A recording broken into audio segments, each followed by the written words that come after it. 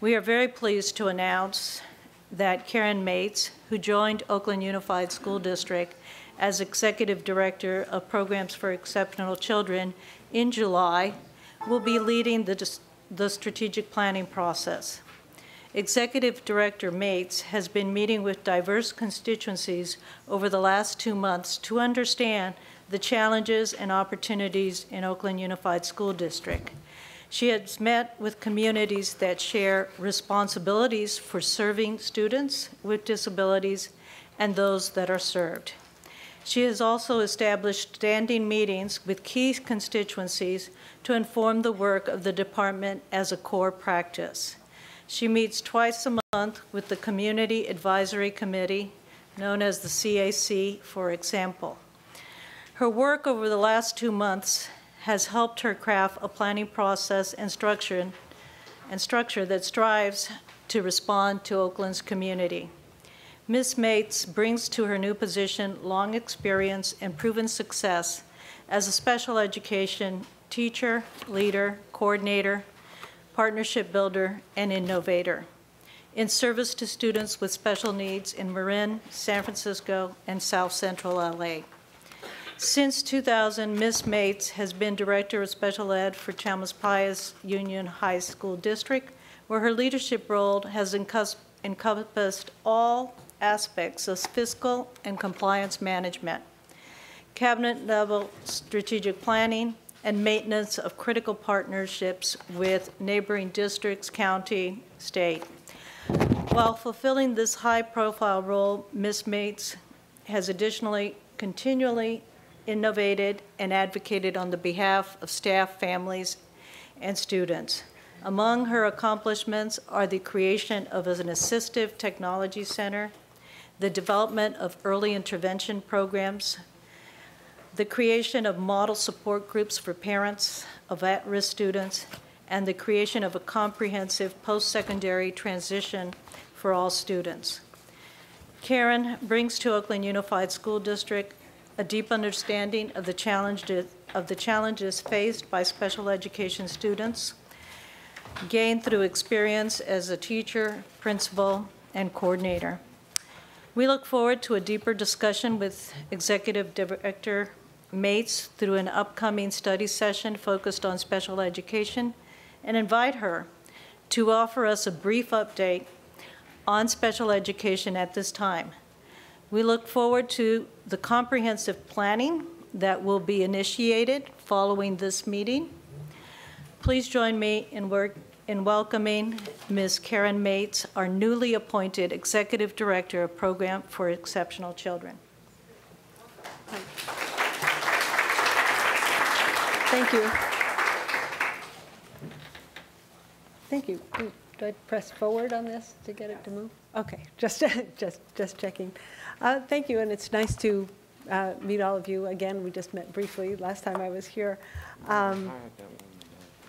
I began in education because of music. I saw songs that were being signed, and I thought that was just beautiful. So I ended up getting my first master's in deaf education when I taught at the Lexington School for the Deaf in New York. When I came to California, they said, oh, you can teach deaf people? Well, here's a class of emotionally disturbed children. It's just the same thing. It's not. But in any case, that was the state of California, and they actually still do that. But in any case, I ended up at a school. I taught many kids. My favorite group was, I had a group of middle school boys from South Central LA who were the best kids I have ever taught, just wonderful kids. I ended up I was brought to be a trainer of teachers at a school in Bayview Hunters Point. My second day there, the principal said, here's a list of the IEPs that have to be done. She picked up her coffee cup, threw it in the garbage, and left, never to be seen again. And that's how I became an administrator. So years later, here I am, and very, very excited to be here. When I first thought about coming here, I was doing lots of consultation around the state, just bringing districts into compliance. I came to Oakland and started looking at some of the programs here and was just amazed by some of the great things that I saw.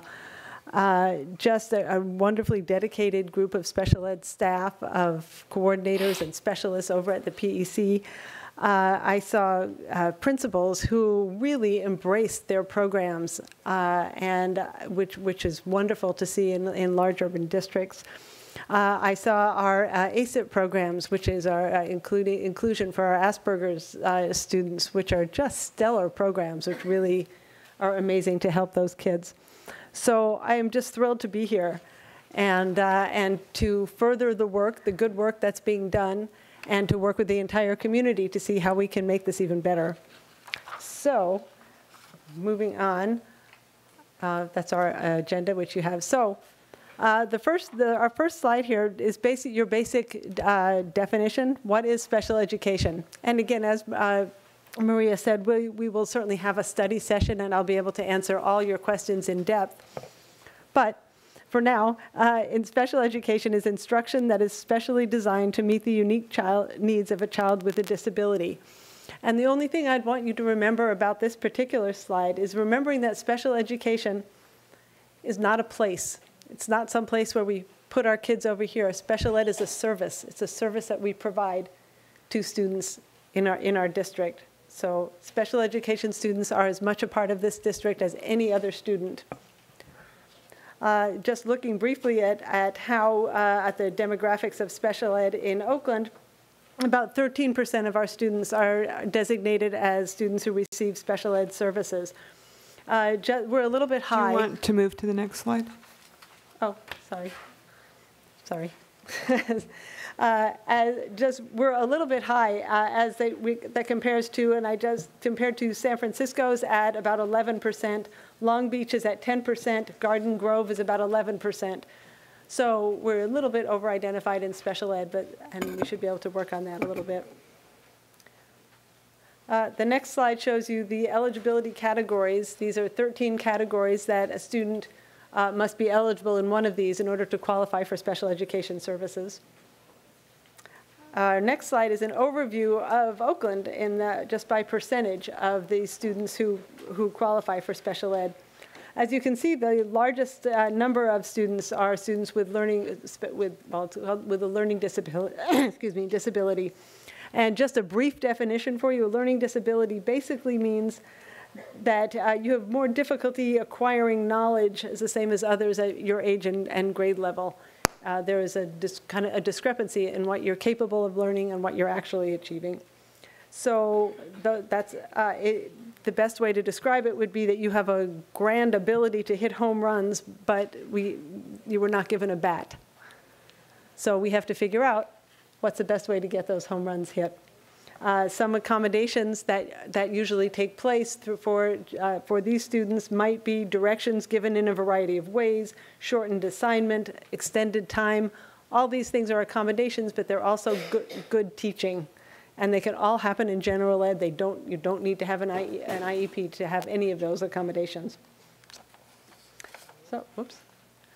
Okay, the next slide shows you we're about even right now between special day and students receiving resource specialist support. We've had a large increase in special day class students. Basically, students who receive resource support are students in general education who may get help anywhere from 40 minutes to an hour or so a day. It might be in the classroom, it might be in a separate classroom. But they're general ed students getting a little bit of extra support. Special day class students tend to be 50% or more of their day in one class. And it doesn't mean that they can't go out and take other classes, but they're spending 50% of their time in a special day. The other 6% you can see there is students in non-public schools. And going to our next slide here, I think it's really important that we talk about bringing our students back. Oakland right now spends in our budget about $14 million on these roughly 250. I've uncovered a few more, but about $114 million, which is about 18% of our budget on children who we're not serving. And I believe that we can, and I think we can if we all come together and we can create great programs and bring students back to their home communities. So.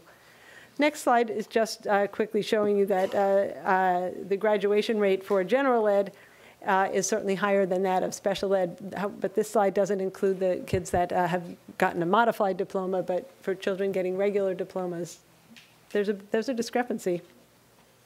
However, good news is that just over the last 4 years, the special ed kids have increased about 16% on the California standard test and the modified assessment in English language arts.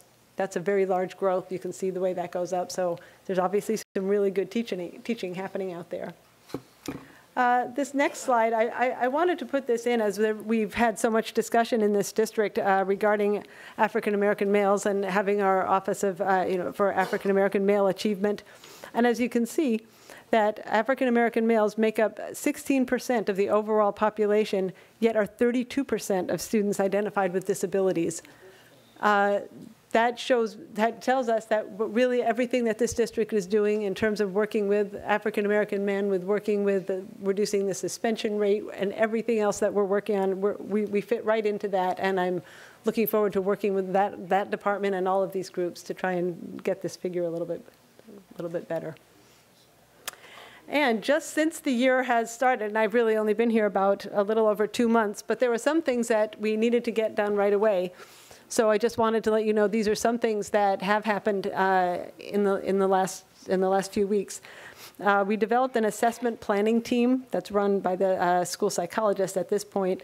And what that does is enable school site teams to consider general ed options and look closely at the profile of each student before you test for special ed eligibility. Before we give a child a label, we want to look at, well, have we looked at accommodations? Have we looked at switching classes? Have we looked at a shortened day? Have we looked at anything in general ed that might help that child achieve with their general ed peers? So that's happening now. Every time there's a referral for special education, the child will go through an assessment planning team. We did a child find brochure, which was actually enabled us to comply with the law. And what it does is provide information to anyone who believes a child they know may qualify for special ed services. Those brochures are at every site. They're in libraries. They were delivered to Kaiser. They're in 7 languages. They're all over Oakland. We also updated our old independent educational evaluation policy and built in some cost containment measures, so we weren't paying outrageous amounts of money for private evaluations. And we also, that policy now aligns with the law. I'm very excited that we have started an alternative dispute resolution program where we have a mediator who's training those in the community, and I'm still looking for more people who'd like to be trained to be mediators, which really hopefully will cut down people going to lawyers and becoming adversarial right from the get-go. If the 2 parties can meet and kind of talk and mediate, come up with a solution and sign an agreement without having to become adversarial and spend lots of money, I think that would be a great thing. So hopefully that will really get kicked off well in this community. The last thing that happened is that we partnered with Human Resources to improve personnel management for special education.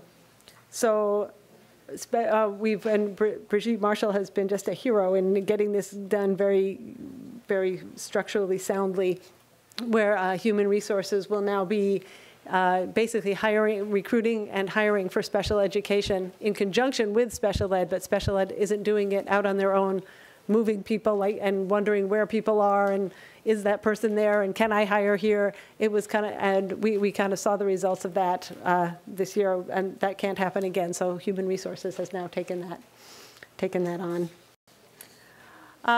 Just want to, looking forward, looking to goals, things that we'd like to see in the future.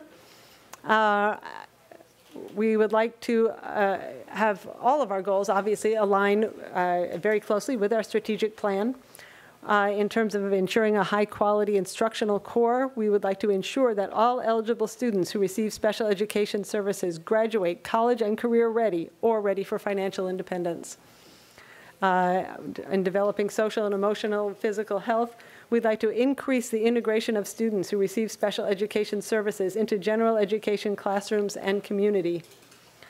In terms of creating equitable opportunities for learning, we want to ensure special education participation in Common Core state standards, college and career pathways, advanced placement courses, and all other educational opportunities. And there are, and I do have to say, there are many principals right now who are making sure that that happens in their classroom. And I've seen Monique and some other people here tonight who do that and who have embraced these kids, and that's a great thing. The next goals that in terms of academic and service objectives, we would like to improve the quality of instruction and service for all of our kids, increase our capacity to provide behavioral services, and that also includes being able to bring our kids back from the non-public schools, create strong site-based continuum of services so kids aren't moving around from one part of the town to the next, that they can get their services at, and in a line at their site without having to move classrooms. Increase knowledge and uses of response to intervention, which is called RTI, in elementary classrooms. Explore and expand possible teaching models such as co-teaching, learning labs. There's just lots of different things we can look at to integrate our kids. Increase provision of professional learning opportunities for all of our special ed staff. Let's see, and we want to, of course, reduce legal and compliance costs, and we need to do a better job of being in compliance, and that's the best way that we'll be doing that. Again, bringing students back from non-public schools and reintegrating them into their community. Improve our data systems. We'd like to use a cycle of inquiry to explore data systems that will help inform our plan, and of course, become more fiscally sound and academically proficient. So, the planning process. I'm really excited about what's possible here. We have many community members. As I said, there are over 5,000 students in special ed. That's a lot of parents that we really want to reach out to. So far, these are some of the people we'd like to establish ongoing meetings with. I already meet twice a month with the CAC and attend their meetings. We have other community members. We have other educators. We have many, many other parents who are interested. I'd like to contact some researchers and educators from the surrounding colleges and universities and kind of talk about, well, let's look at the districts who've gone through a change before and how can they help inform our plan. I want to talk with students from the youngest to the oldest and see what they like and what works for them. And of course, working with our union partners to make sure that they're in step with us along the way. Our planning timeline is we will be having meetings starting this month and going through, probably through January. We'll start developing a plan from January, February, March, around there. And then we'll bring the plan back out to the community, have more community engagement with the plan, and hopefully have something to present to the board in May. And I'm happy to announce that some of these meetings have been set already. We can announce that Tuesday, November 6th, from 6 to 8 will be the first parent focus group for middle school PEC programs. Well, I can ask them to change those, but hopefully it'll be a celebratory meeting. Yeah, I can. I can look into changing that. Could you say what it was again? I'm sorry. Oh, the first parent focus group for middle school PEC programs. So I'll obviously look to see if we can change that night, or we'll have a major celebration, but we hope. On October 24th and October 31st, an email went out this afternoon, I hope, to all of the special ed teachers. We're having 2 meetings to start getting their ideas. So those are just things that have just set up now, and of course we have a lot more. We want to meet in every region, near bus stops and BART stops, just to make sure that every parent has the opportunity to get there and to talk. It can be someone with a student in special ed or not. So anyway, that's the plan. I'm working very closely with the school and family partnerships, and they are working to secure sites as well. So just my last Gandhi quote here that says, "A small body of determined spirits fired by an unquenchable faith in their mission can alter the course of history." And I really believe that, that a group of us talking about our most exceptional children and our children who are so special, getting together, coming up with a new plan, we really will change all of their lives. And that's what it's all about. So that's it.